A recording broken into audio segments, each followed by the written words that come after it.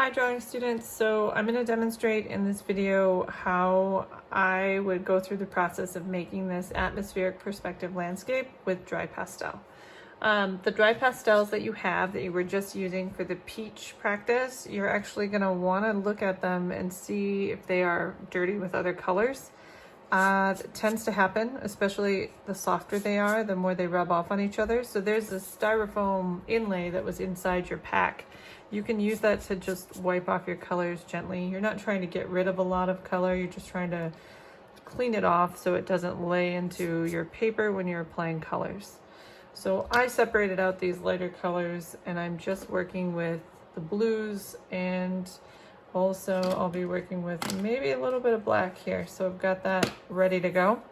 Now you can choose for this practice if you want to draw on white paper or gray paper. Your approach is generally going to be the same. The trick with atmospheric perspective is that things in the distance are going to have less contrast and be more similar, so they kind of look like they're disappearing. Things in the foreground are going to have more contrast. So more contrast. I want to start in the back, whether I'm drawing on gray paper or on white. And you can choose if you want to really lightly outline it, but I don't necessarily recommend that. The shape of these dry pastels lets you create these mountain ridges pretty easily, and I'll show you that trick. Now, I tend to prefer gray paper. You definitely don't have to, and the same system can apply. So I'm going to start on my gray paper with white. So you can draw this on white paper or on your gray paper. Actually, I'll just go all the way to the top of the page. So here's the sky area, right? I'm gonna fill this in. I'm just gonna put a little edge right here so I know you can see the whole piece. I'm gonna leave that right there. And then I can see the top mountain range like way back here. And I don't have a lot of variety between this, and this, right? So I'm gonna actually make this first mountain range in the opposite way. I'm gonna use the sky. I'm going to push on my dry pastel and I'll turn this, and I'm going to create this top edge to define that first mountain range. I'm going to rotate this so I have a better strategy. Now I'm pushing harder on this side of the dry pastel to create a clean cut. Now I don't care if you replicate these mountains exactly, it really doesn't matter to me, but I want you to get the idea for the technique. So that creates this nice sharp edge. So from here I can fill in and worry about the whiteness of it, but I'm probably going to come back to that and not stress about it right now. Now the first big set of mountains come in on the left, right? And then there's these faint mountains in the distance. So I'm actually going to use my dry pastel again and the white, and I'm going to cut through right here and then follow it off to the edge. But I'm not going to apply as much pressure. So I'm using white again, just to create a lighter layer for my first mountain range. And then I will be using this guy. I'm gonna go over this just slightly. And then I'm also gonna take the white one more time and use the white to just blend it in.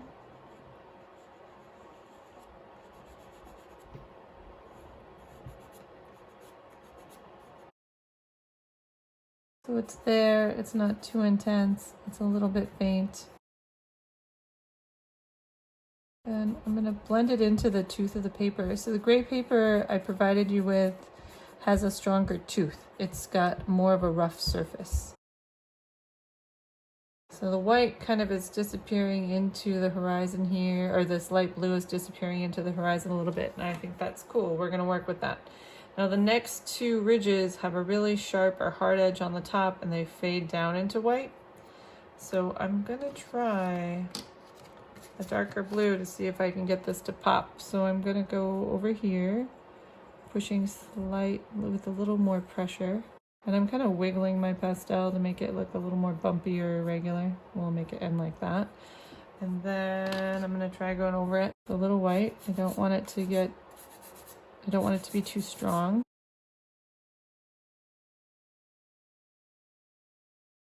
And I wanted to have some clarity on the top edge.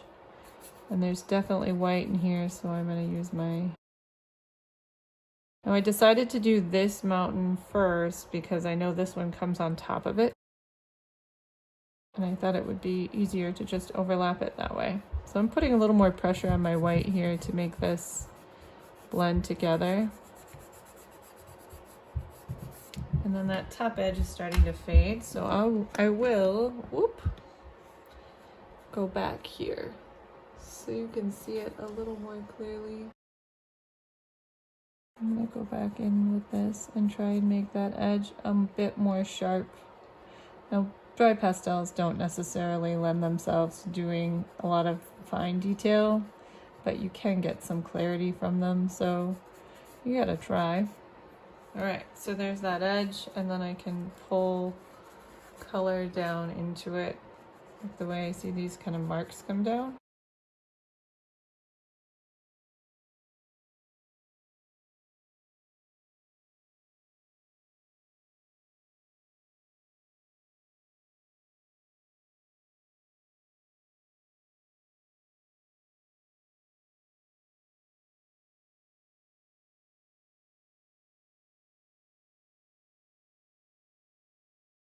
Pushing a little harder. And letting it fade down.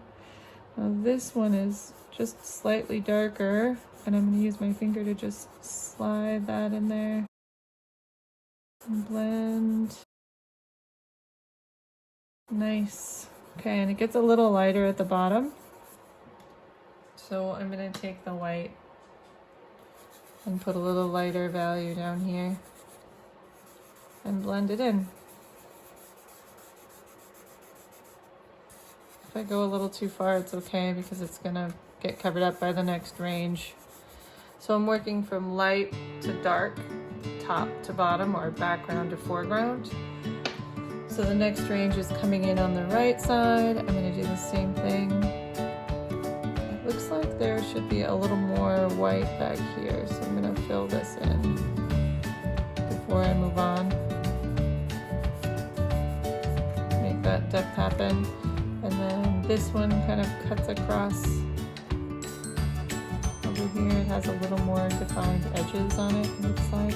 And this blue is way too like sweet, pure to really replicate the colors in this mountain range. So I could start adding maybe some orange to it to give it a little bit more of a different tone. Blue and orange are complements or opposites. I'm going to add white first and lighten it up in a few spots.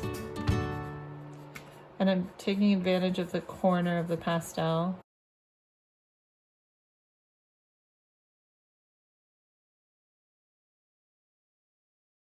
Let's see, I'm going to try using just a little bit of this orange tone just to mess with it a little.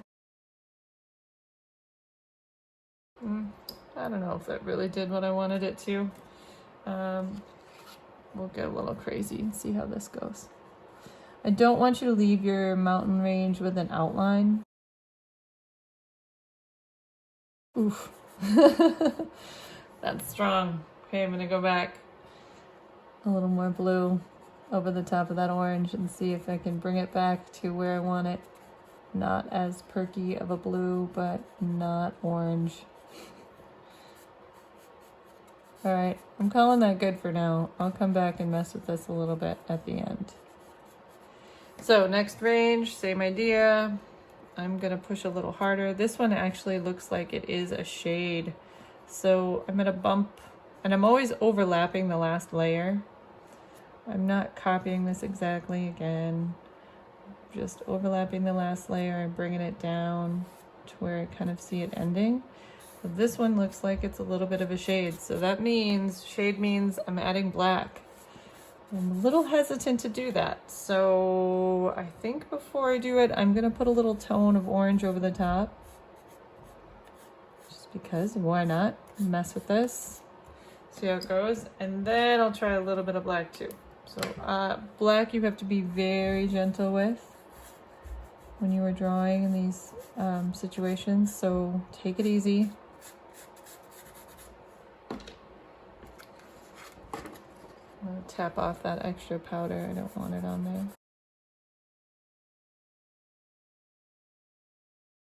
So the color's getting a little more intense and should have a little more variety in it, I guess, as you go forward. So I'm almost halfway there, 2 layers left.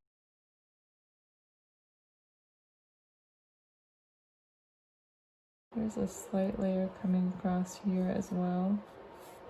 It's really faint, you see it right there. And I'm going to use a little white highlight to pull that out. So it's right there and right there. And then this one has a little bit of light on it. And I really kind of neglected finishing the last one. I should probably, I'm going to put a little more white in this one to finish it off. And then I can go back in the next layer with a little bit of black to try and finish it. But again, no lines. Just trying to like make the hard edges represent the edge of the mountain ranges that I'm seeing. Or the mountains that I'm seeing. And this one kind of fades. You are not going to want to do these practices sitting in bed. So, because the pastel powders will get everywhere, you're definitely going to want to do this on a tabletop. Just a heads up. But I'm sure you figured that out after you drew the peach. All right, last layer going to the front. I want this one to really pop, so I'm going to use black in the foreground. And I'll just kind of stop right there. So this one should have the most detail, and it also should have the most contrast in this situation, because it looks like it's difficult to see a lot of contrast in the foreground here. I will probably just try to amp it up a little bit with the blue and the black together so it looks more interesting, and maybe blend a little less or go over it. I'm pushing pretty hard with my finger to get the colors to blend into it because of the tooth of the paper. But I do like to have a heavier tooth on the paper when I'm drawing with pastels, because it just gives me a little more opportunity to put more colors in it.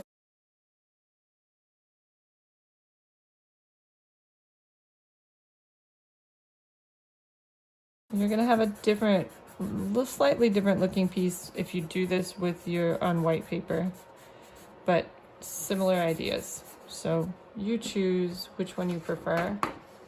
And then again, like I can go back and use my pencil eraser to clean up some stuff, but I'm definitely gonna make sure that it is not full of orange from when I drew the peach.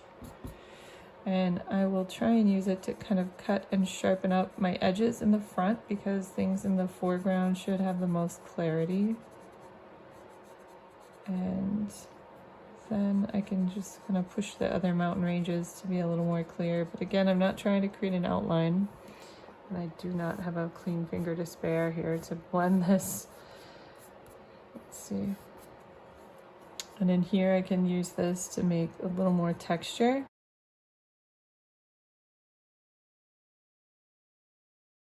All right, so I hope this was helpful and you stopped it and kind of worked and then looked at it again.